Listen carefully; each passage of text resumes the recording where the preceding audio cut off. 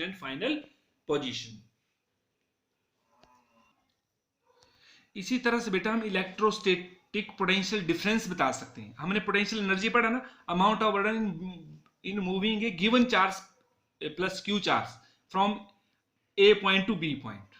ठीक है, तो बिल्कुल अब जो क्यू चार्ज के लिए इतना वर्क हुआ, तो जो एक यूनिट चार्ज को एक पॉइंट से दूसरे पॉइंट तक लेके आने में जो वर्क होगा without acceleration in electrostatic field, उसको क्या बोलते हैं बेटा? Electrostatic potential.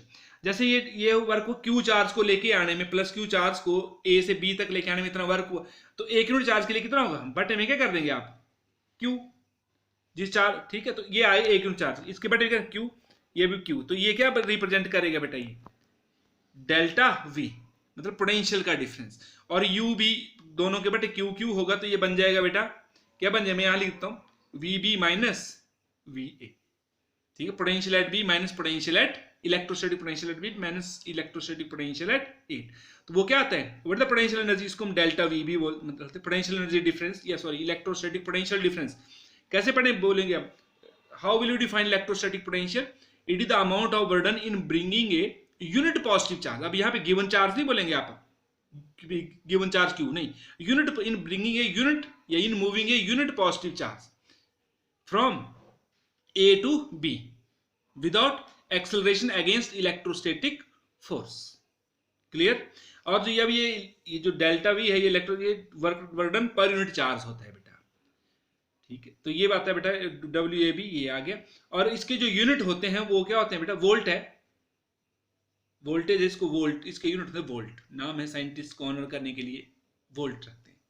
अगर आपको बोले कि how will you define 1 volt, ये पोटेंशियल एनर्जी जो सॉरी इलेक्ट्रोस्टैटिक पोटेंशियल डिफरेंस को हम 1 वोल्ट कब बोलेंगे? ठीक है, तो कैसे बोलेंगे?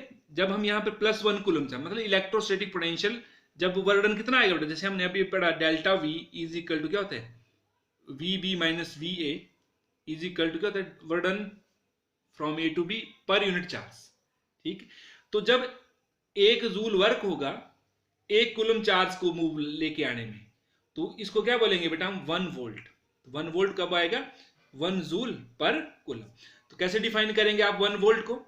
It is the amount of work done in bringing a 1 joule क्या बोलते हैं, इलेक्ट्रोस्टैटिक पोटेंशियल डिफरेंस को कैसे बोलेंगे आप? Electrostatic potential difference is said to be 1 volt when 1 joule of work is done in moving a 1 coulomb of charge from 1 point to another point. ठीक है, without acceleration against electrostatic force of field. Clear? अब बेटा वही, अगर हम जैसे ये define किया था हमने वर्डन पोटेंशियल एनर्जी किसी पॉइंट के ऊपर, अगर हमने ये पर यूनिट चार्ज होता है, जैसे ये work done from infinity to B in bringing given charge Q, Q charge के लिए इतना वर्क हो, जब इसको हम क्यू से डिवाइड कर देंगे तो क्या 1 यूनिट चार्ज के लिए वर्क हो जाएगा from infinity to that point, तो यू बी अपॉन क्यू क्या हो जाएगा बेटा? ये होगा पोटेंशियल एट बी। इसको कैसे, तो ये आ जाएगी इलेक्ट्रोस्टैटिक पोटेंशियल किस जनरल किसी पॉइंट के ऊपर। तो इसको कैसे डिफाइन करेंगे आप?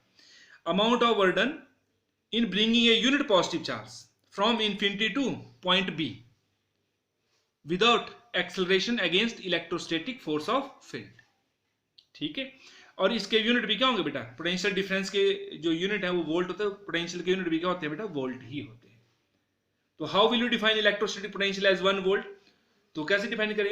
इट इज द मतलब electrostatic potential at a point is said to be 1 volt when 1 joule, इसको क्या बोलेंगे? 1 joule of work is done in bringing a 1 coulomb of charge from infinity to that point. That point मतलब जी B के ऊपर निकाला तो B point.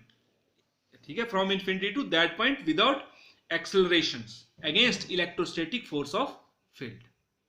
Clear? तो ये था बेटा electrostatic potential energy difference, potential energy, electrostatic potential difference and electrostatic potential. Clear? Okay.